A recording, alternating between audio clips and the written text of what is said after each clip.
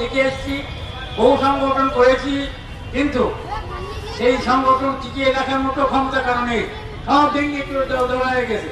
কিন্তু এই বর্তমানে যে প্রেসিডেন্ট আমাদের হিউম্যান রাইটসের কর্ণধার অতীন্দ্র ঘোষ মহাশয়, ইনি যেটা করছেন সুন্দরভাবে আমাদেরকে এগিয়ে নিয়ে যাচ্ছে এবং সুন্দরভাবে আমাদের পথ প্রদর্শক হিসেবে কাজ করছে।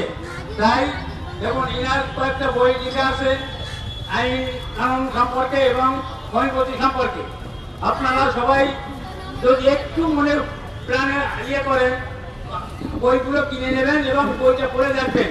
তো আইন যতগুলো আইন কানুন আছে পুলিশের সাহায্যে যে কোনো কেসে বলেন, আপনারা নিজেরাই শিখে যেতে পারবেন। এই বইটা অনেক কার্যকরী এবং বাড়িতে বসে ট্রিটমেন্ট করারও একটা সুবন্দোবস্ত আছে। আমি ডাক্তার, মোটামুটি টুকটাক ট্রিটমেন্ট করি, সেই হিসেবে এবং একটা দাতব্য চিকিৎসালয় আমি খোলার চেষ্টা করছি, বিনা পয়সায় সেটা আমি চালাবো। আর অতীন্দ্রদা যেটা করে যাচ্ছেন, বারবার করে আপনাদের বলছি, এই একটা কর্মধার যে সমাজকে পুরোভাবে এগিয়ে নিয়ে যেতে পারবেন। জেলাটা তো এটুকু বলছি, ইন্ডিয়া জিন্দাবাদ, সিবিআর ইন্ডিয়া জিন্দাবাদ, সিবিআর ইন্ডিয়া জিন্দাবাদ, অতীন্দ্র ঘোষ মাতা জিন্দাবাদ, অতীন্দ্র ঘোষ মহাশয় জিন্দাবাদ, অতীন্দ্র মহাশয় ঘোষ জিন্দাবাদ। জানিয়ে আমি দু চার কথা বলতে চাই। আমি এই সংগঠনটায় আছি, এই আমি 20 বছরে পা দিয়েছি, বহু মানুষের সঙ্গে মিশেছি, বহু কাজ করেছি, শান্তি পাইনি। তারা একটা এই সিপিডিআর নামক উপর মহলে থেকে নানান রকমভাবে পয়সা আমার কাছ থেকে আদায় করেছে। এরকম একটা অনুষ্ঠান করে 10,000 20,000 করে ব্ল্যাকমেল করেছে।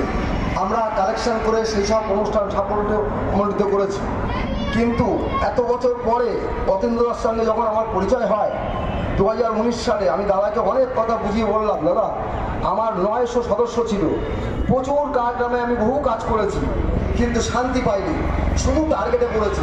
আমি চাকরি করি না, আমি ভালো বিজনেস করি না, সামান্য একটা ব্যবসা ছোটোখাটোর মধ্যে দিয়ে আমার গাড়ির পয়সায় বহু কাজ করেছি, শান্তির জায়গাটা পাইনি। তাই দাদাকে বলেছি, দাদা দেখলাম কোনো লোভ লালসা নেই, কোনো মানে বড় আশা দিয়ে মানুষকে যে ভুলিয়ে ভালিয়ে রাখা, এই যাবত আমি দাদার থেকে মিশছি, আমি দাদার সাথে প্রায় 10 বছরই মিশছি, কিন্তু এই সংগঠনটা আমি 3 বছর ধরে দাদার সাথে আছি। তো একটা কথা বলবো, দাদার যে মন মানসিকতা, যার লোভ লালসা নেই, সে অনেক কিছু করতে পারবে। এবং উনি যে আমাকে যেভাবে এগিয়ে নিয়ে যাচ্ছে, আর পিছনে যারা আমাদের আইপিএসরা আছেন, তারা খুবই ভালো, ফোন করলে ফোন ধরে এবং ভালো সহযোগিতা করে। তাই বলবো, আমার সামনে যারা সৈনিক আছেন সবাইকে একটাই কথা বলবো, আপনারা এই জায়গাটা ধরে রাখুন। বহু বছর আমি এই 21 বছরে পা দেবো, বহু বছর মানে কাজ করেছি, কিন্তু শান্তির জায়গাটা পাইনি। তাই একটা কথা বলতে চাই যে অতীন্দ্রদার মতো স্বার্থ ছাড়া কেউ নড়ে না, কিন্তু উনি রাত 10টা 11টা 12টা যখন ফোন করবেন, উনি যদি কোনো কাজ নাও করে তো পরে ব্যাক করে এবং ডাকলে তাকে পাওয়া যায়।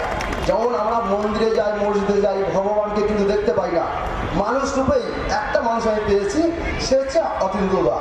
আর ওনার সঙ্গে থেকে আমি এত আনন্দ পেয়েছি যে বহু কাজে উনি আমাকে সহযোগিতা করেছে। আমরা কিন্তু কোনো ছোটো ছাটা কাজে আমরা থানায় যেতে বলি না, আমরা কোর্টে যেতে বলি না, আমরা দুই পক্ষ ডেকে আমরা তাদের আলোচনার মাধ্যমে মেটাই।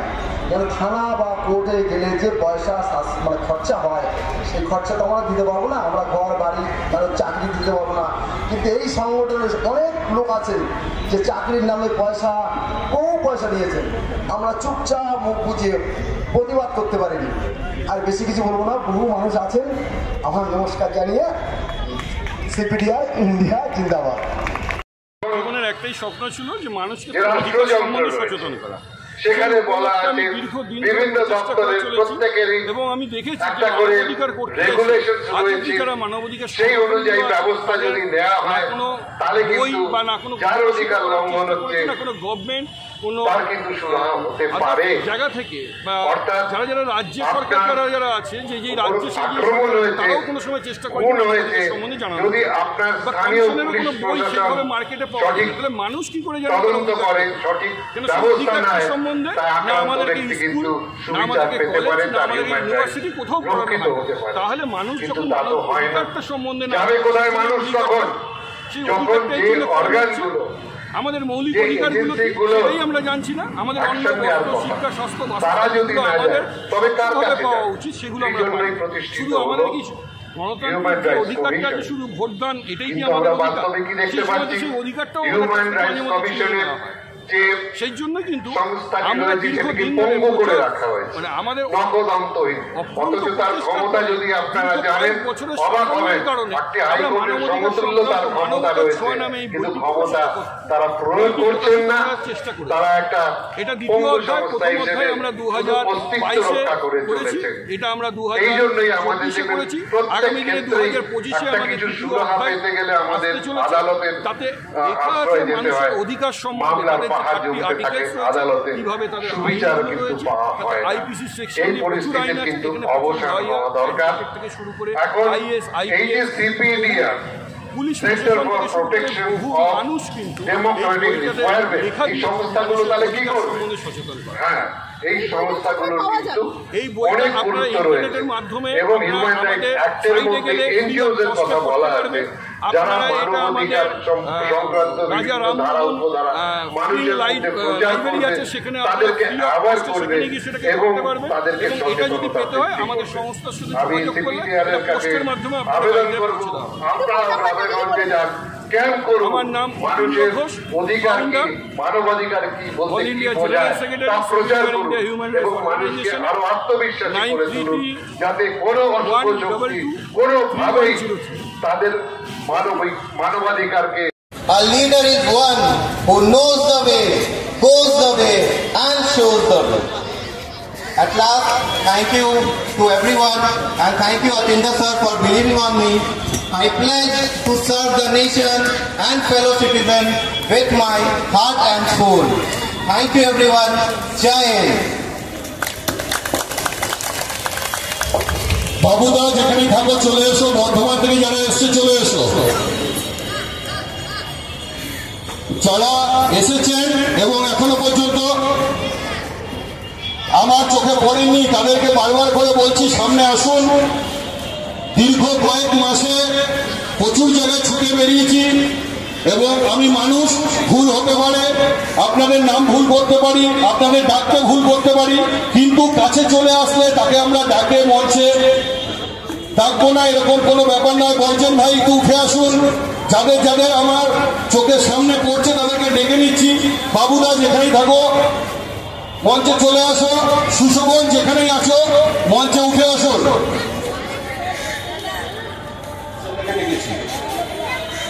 অলতা আর সুতবাদী উঠে আসো।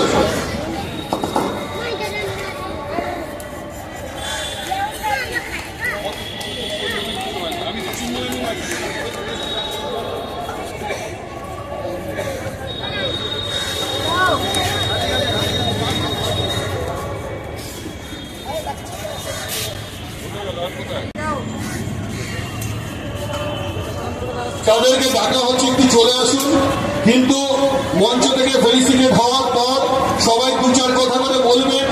সামাজিক দিক থেকেই বলুন, ব্যক্তিগত দিক থেকেই বলুন, আর্থিক দিক থেকেই বলুন, কোনো মতেই কিন্তু কোনো জায়গায় প্রতিষ্ঠিত হতে পারবেন না, এটা আমার আত্মবিশ্বাস।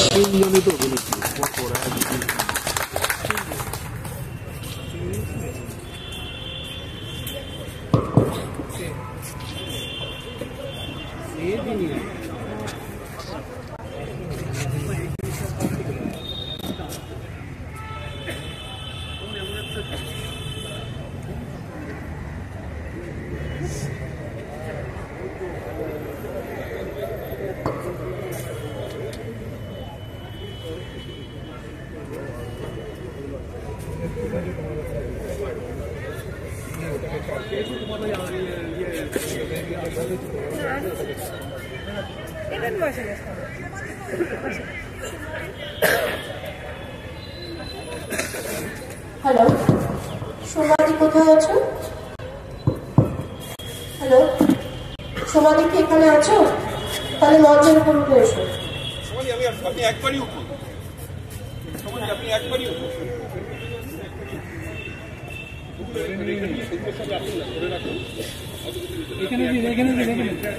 সোমাদি আসো।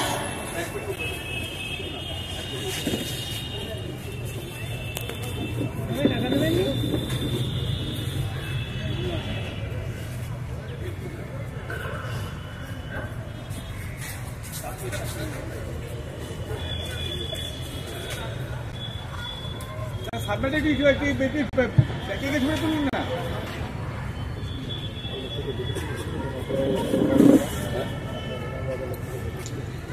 আমাদের সমাধি, আমাদের যারা গেস্ট আছেন, guest of today's wonderful event, তাদেরকে ফেলিসিটেট করবে মধুমিতা দি অ্যান্ড সোমাদি। একটু আমরা এই মুহূর্তটাকে একটু প্লিজ হাততালি দিন, কারণ আমরা ভীষণভাবে গর্বিত যে ওনাদেরকে আমরা পেয়েছি মঞ্চে আজকে। ওনাদের এত মানে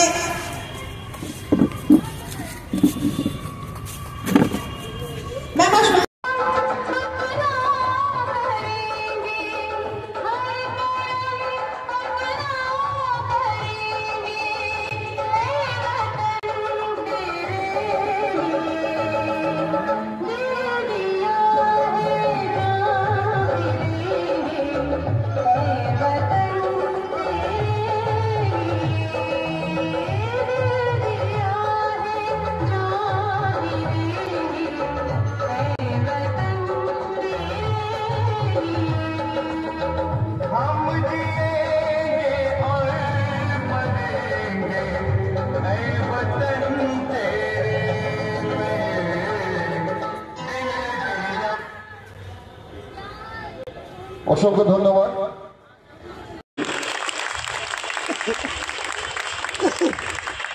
ছেলেদের উপস্থাপনায় আমাদের